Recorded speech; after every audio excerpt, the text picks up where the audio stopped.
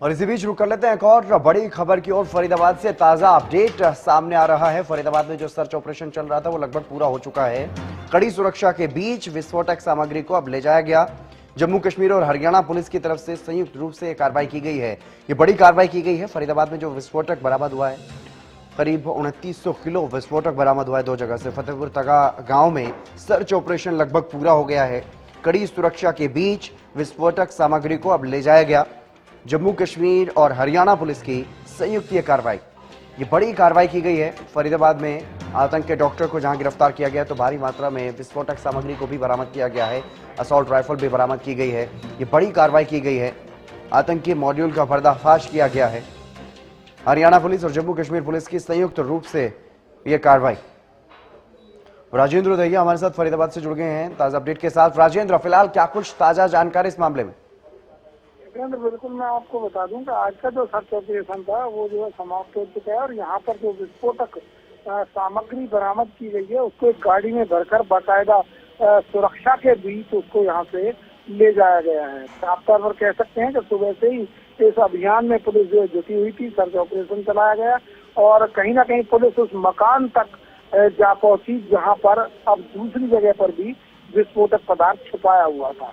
करीब 2500 किलो से ज्यादा विस्फोटक पदार्थ यहाँ पर बरामद किया गया है, जो कि 50 कट्टों में लगभग भरा हुआ था।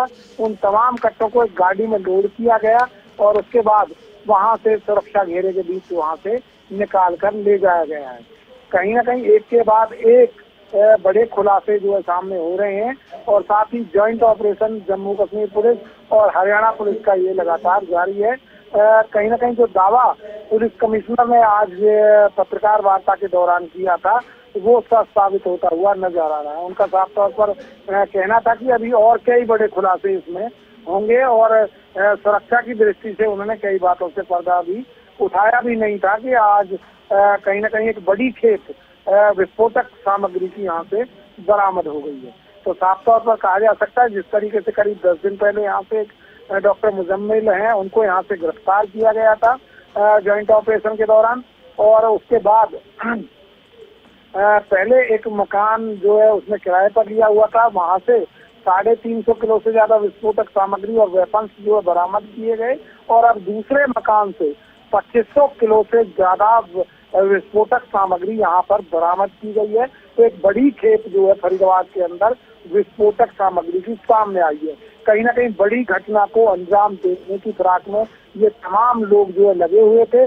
कौन कौन लोग इसमें शामिल हैं इसको लेकर भी पुलिस की जांच आगे बढ़ रही है और ये विस्फोटक सामग्री यहाँ पर किस तरीके से पहुंचाई गई होगी, किसका ये मकान है, इन तमाम चीजों के बारे में भी पुलिस जानकारी जुटा रही है और उनकी तलाश सरगर्मी से की जा रही है। जी हाँ बिल्कुल। अभी तक अगर बात की जाए फरीदाबाद से कितने आरोपी इस मामले में गिरफ्तार किए गए हैं, क्योंकि जम्मू कश्मीर उत्तर प्रदेश के सहारनपुर और हरियाणा के फरीदाबाद में ये बड़ी कार्रवाई की गई है। जम्मू कश्मीर पुलिस ने उत्तर प्रदेश पुलिस और हरियाणा पुलिस के साथ मिलकर के इस पूरे ऑपरेशन को अंजाम दिया, लेकिन फरीदाबाद में कितने आरोपी यहाँ पर पकड़े गए हैं और कितने और आरोपियों के पकड़े जाने की अभी संभावनाएं इसमें नजर आ रही है?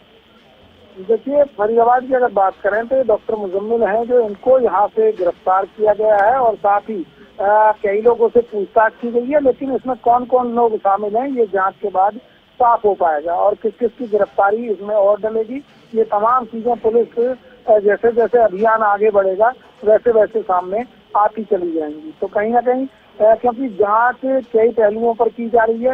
एक तो सबसे बड़ी बात यह कि इतने भारी मात्रा में विस्फोटक सामग्री यहाँ तक पहुँचाने वाले कौन लोग थे और किसके इशारे पर ये पूरा मिशन जो है तैयार किया जा रहा था। क्या कोई यहाँ पर अलग से तो एक तरह से कह सकते हैं कोई संगठन खड़ा नहीं किया जा रहा था और उसका सरगना कौन था या इनके तार कहाँ से जुड़े हुए थे, ये तमाम चीजें जांच के बाद साफ हो पाएंगी। बिल्कुल बिल्कुल राजेंद्र, क्योंकि इससे पहले अगर बात करें गुजरात एटीएस की तरफ से भी एक बड़ी कार्रवाई की गई थी इसी साल की शुरुआत में, मार्च महीने में जब कार्रवाई की गई थी। एक आरोपी यहाँ से पकड़ा गया था, उसकी साजिश थी अयोध्या को लेकर के, अयोध्या में राम मंदिर को लेकर के साजिश थी। लेकिन इनकी जो अब आरोपी पकड़े गए हैं, जो डॉक्टर पकड़े गए हैं, उनके बारे में क्या कुछ ज्यादा जानकारी सामने आ रही है? क्या उसी आरोपी के साथ भी इनका कोई लिंक है या नहीं है? इस बारे में क्या कुछ ज्यादा जानकारी अभी तक सामने आई?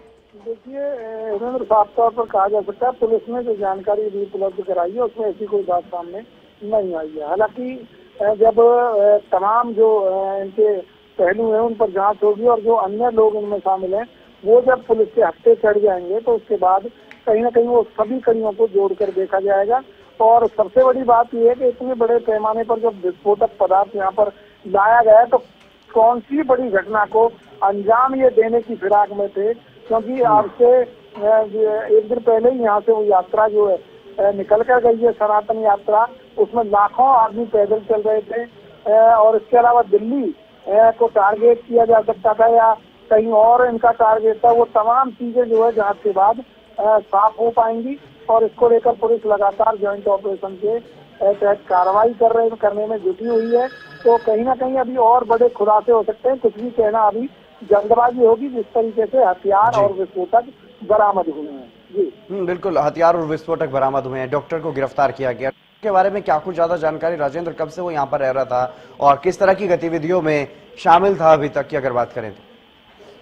पिछले काफी दिनों से वो यहाँ नौकरी पर कार्यरत था और यहाँ जो अलफला कॉलेज है वहाँ पर नौकरी कर रहा था और उसी के दौरान वो यहाँ फतेहपुर तगा गांव में भी जाता था, लोगों के पास किन किन लोगों के पास बैठता उठता था, उन तमाम चीजों की जानकारी पुलिस जुटाने में लगी हुई है। और कहीं ना कहीं जिस तरीके से आज जो दूसरा मकान पुलिस ने सर्च अभियान के दौरान जो खोजा है तो कहीं ना कहीं उसके बारे में भी उसी से जानकारी पुलिस ने निकाली होगी और उसके बाद यहाँ पे विस्फोटक सामग्री जो है बरामद की गई है।